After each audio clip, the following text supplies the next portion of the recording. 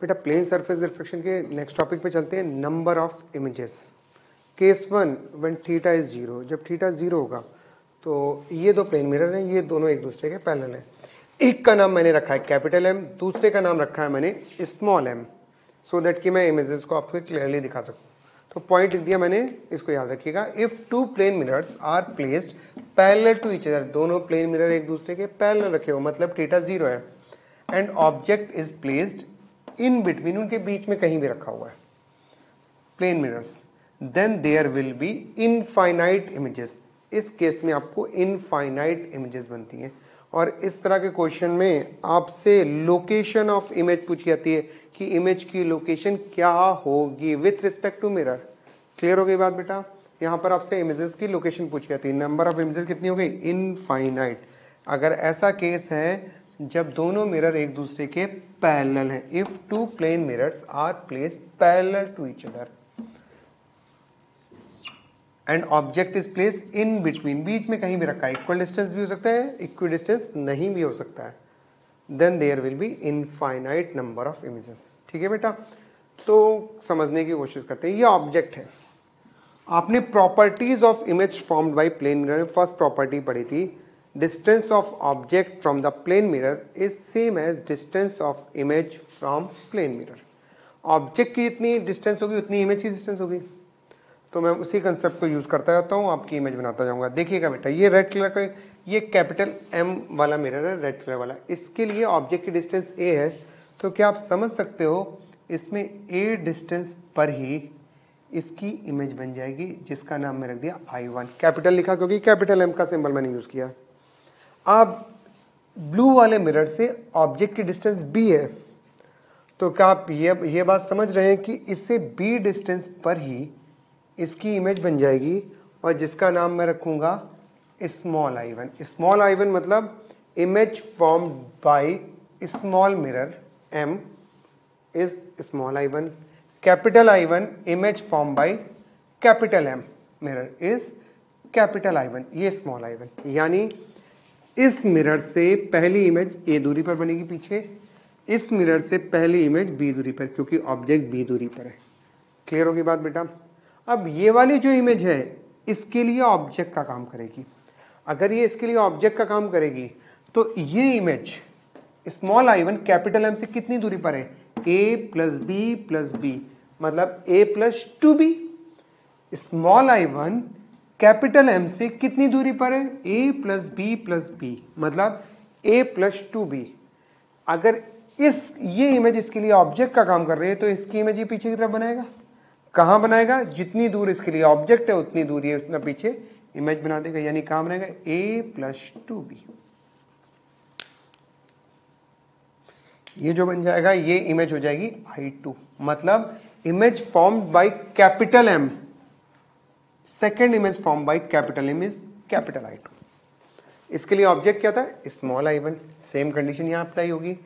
Small m के लिए capital I1, मतलब this will work as a object.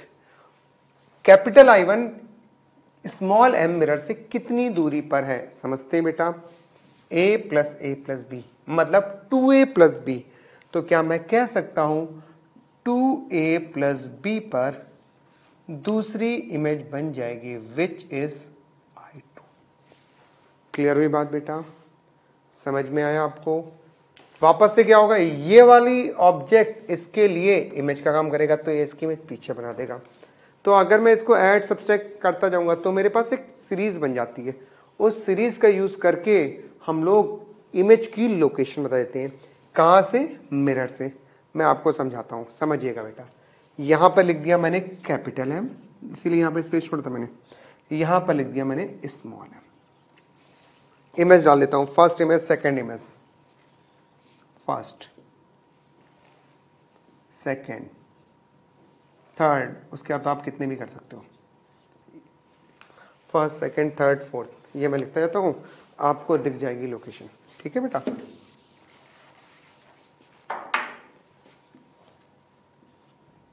First, second, third, fourth, इस तरह से मैं इमेजेस लिखता हूं। पहली इमेज, दूसरी इमेज, तीसरी इमेज। पहली इमेज बस देख लेंगे, वो आपको पता चल जाएगी। ऑब्जेक्ट कैपिटल एम से कितनी दूरी पर है? ए, इसलिए पहली इमेज कितनी दूरी पर बनेगी? ए दूरी पर बनेगी। ऑब्जेक्ट स्मॉल एम मिरर से कितनी दूरी पर है? बी, तो पहली इमेज कितनी दूरी पर बनेगी? बी पर बनेगी। अगली, इसकी इमेज ने इसके लिए ऑब्जेक्ट का काम किया है, मुझे क्या ऐड करना है यहां पर? ए प्लस बी, ए प्लस बी दोनों में ऐड कीजिए। ए में ए प्लस बी ऐड करूंगा तो क्या आएगा? 2a plus B. बी में मैं ए प्लस बी ऐड करूंगा, ए प्लस 2b। देखिए सही आ रहा है गलत आ रहा है? यानी कैपिटल एम की दूसरी इमेज ए प्लस 2b पे बनेगी उससे। सही है बेटा? स्मॉल एम की second image 2a plus B पे बनेगी, 2a प्लस बी। सही है। अब कोई पूछे थर्ड पूछ लेता आपसे तो क्या करते आप? कुछ नहीं करना था, वापस से क्या ऐड करेंगे? a प्लस बी। इसमें a प्लस बी ऐड कीजिए, 2a plus A 3a, b plus B 2b, यानी यहां पर आ जाएगा 3a प्लस 2b।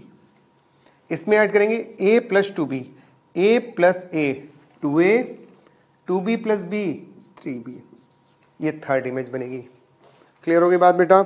अब मैं अगर फोर्थ इमेज की बात करूं, फिर से वही कंसेप्ट लगा दूंगा मैं। वापस से क्या ऐड करूंगा? a plus B. 3a में a ऐड करूंगा तो कितना आ जाएगा बेटा? 4a। 2b में b ऐड करूंगा 3b। 2a plus a 3a, b plus 3b 4b। Clear बात होगी बेटा? तो ये आपका क्या आ गया? 3a plus 4b। तो कोई मुझसे पूछेगा कि कैपिटल एम की फोर्थ इमेज कितनी दूरी पर बनेगी? 3a प्लस 4b पे बनेगी। क्लियर हो गई बात बेटा? समझ में आ गया? मैं इस पर बेसिक क्वेश्चन कर लेता हूं जिसमें डेटा दिया होगा।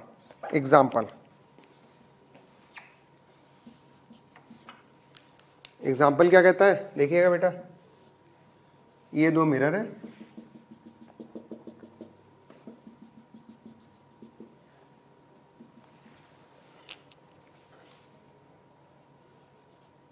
ये y एक्सेस है, ये x एक्सेस। इसका नाम है m1, इसका नाम है m2। एक ऑब्जेक्ट रखा है जिसकी यहां से डिस्टेंस भी दी गई है, यहां से भी डिस्टेंस दी गई है, यहां से डिस्टेंस दी गई है और यहां से, दोनों से डिस्टेंस दी गई। लेट सपोज ये डिस्टेंस दी है 2, ये दी है 3। ओके बेटा? अब आपसे पूछेगा कि इमेज कहां पर होंगी, कैसे होंगी। तो क्या मैं सारी इमेज की लोकेशन आपको क्लियर कर दूं? देखिए मैंने यहां लिखा m1, यहां पर लिखा m2। बाकी काम आप लोग कर देंगे मेरे लिए? कर देंगे नहीं कर देंगे? First, second, third, fourth. देखिए बेटा ये ऑब्जेक्ट है, m1 से कितनी दूरी पर है? 2। तो इसके करस्पॉन्डिंग, ऑब्जेक्ट के करस्पॉन्डिंग m1 इसकी इमेज कितनी दूरी पर बनाएगा? 2 पर बनाएगा। m2 मिरर के करस्पॉन्डिंग ऑब्जेक्ट कितनी डिस्टेंस पर है? 3। तो उसकी इमेज कितना पीछे बना देगा? ये 3 बना देगा। इनके बीच का सेपरेशन कितना है? 2 प्लस 3 5, 7 8। मैंने 5 ऐड कर दिया। a plus B 2 plus 3। Next image 12, 8 5 13, 7 plus 5 8 plus 5, 12 plus 5 17, 13 plus 5 18। Clear हुई बात बेटा? अगर इस क्वेश्चन में a को 2 डाल दें, b को 3 डाल दें तो क्या ये 18 आ जाइए? देखें a को 2 डालें 6, b को 3 डालें 12, 12 प्लस 3 18। अगर किसी ने मुझसे क्वेश्चन पूछा होता, सुनिएगा बेटा, m2 की जो थर्ड इमेज बनेगी उसका कोऑर्डिनेट क्या होगा? वो m2 से कितना इधर बनेगी? 13। m2 की जो फोर्थ इमेज बनेगी उसका x कोऑर्डिनेट कितना होगा? ये y एक्सेस, ये x एक्सेस, कोऑर्डिनेट कितना होगा? 17। m2 की जो फर्स्ट इमेज बनेगी उसका कोऑर्डिनेट 3। m2 की जो सेकंड इमेज बनेगी उसका कोऑर्डिनेट 7। m1 के लिए पूछा होता तो m1 की फर्स्ट इमेज यहां से कितना पीछे बनेगी? 2। m1 की सेकंड इमेज यहां से कितना पीछे बनेगी? 8। m1 की थर्ड इमेज कितना पीछे बनेगी? 12। m1 की फोर्थ इमेज कितना पीछे बनेगी? 18। क्लियर हो गया बेटा? ओके बेटा, हम लोग नंबर ऑफ इमेजेस पढ़ लेते बेटा, उसी कंसेप्ट को आगे कंटिन्यू करते हैं। अगर दो प्लेन मिरर दिए गए जिनके बीच का एंगल थीटा है, वो थीटा डिग्री पर इंक्लाइंड है, if there are two two plane mirror inclined to each other at an angle theta. Two plane mirrors inclined at an angle theta. Theta पर inclined है. Then number of images n. n की बात की जा रही है, number of images. वो कुछ रूल्स हैं उनके थ्रू डिटरमाइन किए जाते हैं. पहला, टोटल एंगल 360 बाई थीटा किया मैंने और वो आया m. m एक even number. Let suppose theta 90 था तो 360 बाई 90 कितना आएगा 4. m is even number, 4 is an even number. Then number of images will be n equal to m-1. यानी अगर थीटा 90 दिया था, मैंने 360 को 90 से डिवाइड किया, 4 आया, तो नंबर ऑफ इमेजेस कितनी आ जाएगी 4-1 3.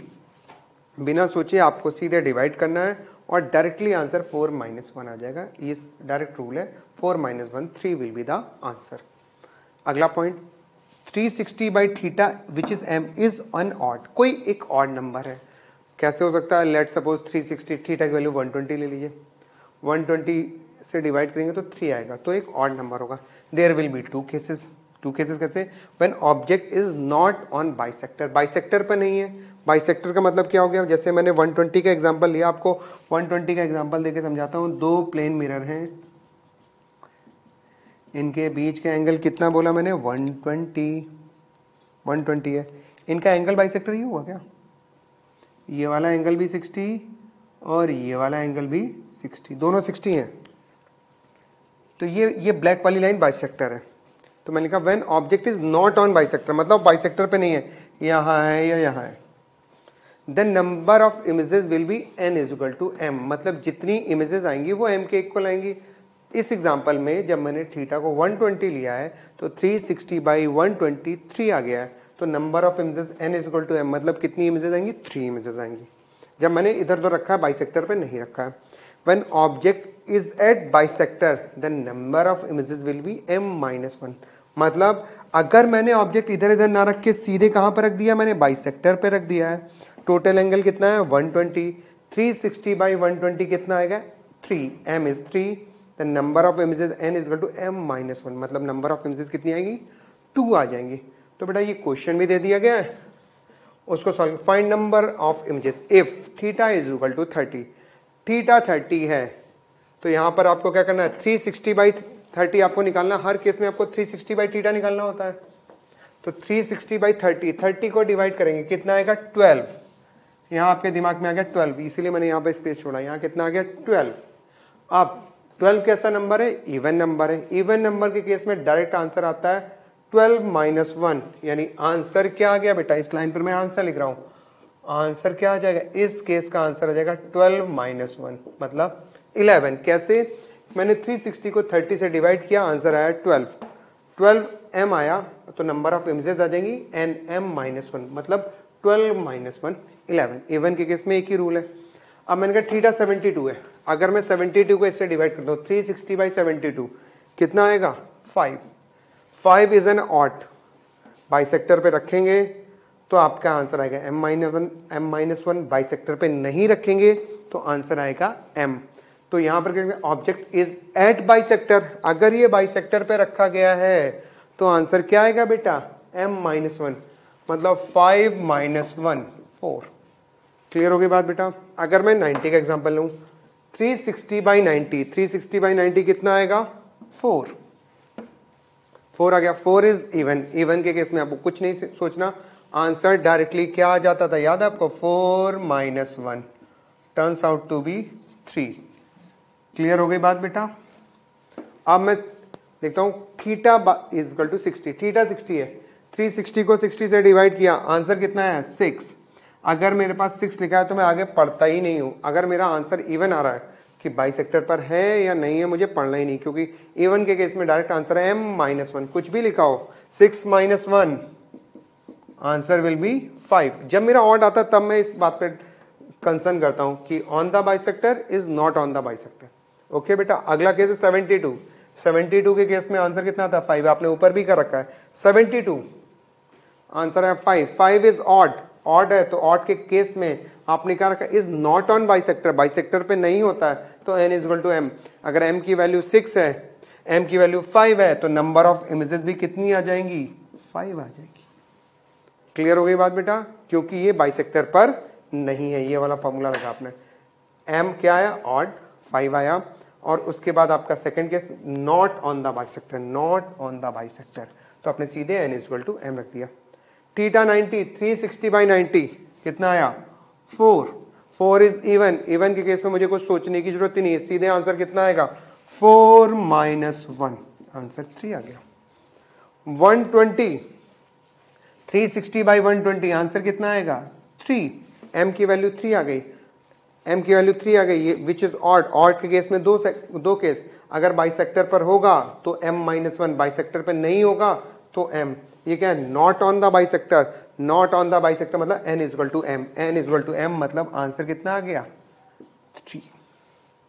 तो आपको कुछ केसेस में बाइसेक्टर वाली बात को समझना पड़ेगा, वो दो केस ये हैं जो मैं ब्लू से मेंशन कर रहा हूं, 1 2 3, 3 केस हैं। देखिए 72, 5 आया, 5 है ऑड, अगर बाइसेक्टर पर होगा तो एक कम हो जाएगा, बाइसेक्टर पर नहीं होगा तो उतना ही आएगा, बाइसेक्टर पर होगा तो एक कम हो जाएगा, ये बाइसेक्टर पर है, एक कम होके 4 हो गया। क्लियर होगी बात। 72 डिवाइड किया 5 आया, बाइसेक्टर पे नहीं होगा तो उतना ही आएगा, नॉट ऑन द बाइसेक्टर पूरा आ गया। 120 डिवाइड किया ऑड आया 3, बाइसेक्टर पे नहीं होगा तो पूरा आ जाएगा, नहीं तो एक कम हो जाता है, नॉट ऑन बाइसेक्टर पर होगा तो एक कम हो जाएगा, बाइसेक्टर पे नहीं होगा तो पूरा आ जाएगा। तो ये नॉट ऑन द बाइसेक्टर, यहाँ 5 है तो ये भी 5 आ गया, ये 3 है तो ये 3 आ गया, यहाँ 5 है लेकिन बाइसेक्टर पर है इसलिए एक कम होकर क्या गया 4। इवन जब भी आंसर आए तो ऑलवेज एक कम हो जाएगा, 12 - 1, 4 - 1, 6 - 1, 4 - 1। क्लियर हो गया। ये ब्लू वाले पार्ट समझ में आ रहे, ब्लू वाले पार्ट में मैंने देखा है कि ऑब्जेक्ट बाइसेक्टर पर है या नहीं है, अगर इवन आता है तो मुझे देखने की कोई जरूरत नहीं है। अब फर्दर एक केस होता है कि जब आपके ना इवन आता है ना ऑड आता है, कुछ फ्रैक्शन आ जाता है जैसे 3.4, 4.5, तो जो हम लोगों ने बेसिक प्रिंसिपल्स पढ़े हैं प्लेन मिरर के, उस कंसेप्ट से हम लोग इमेज ड्रॉ करके, जैसे मैंने प्लेन मिरर बताया था, आप उससे काउंट कर सकते हो कितनी इमेजेस होंगी।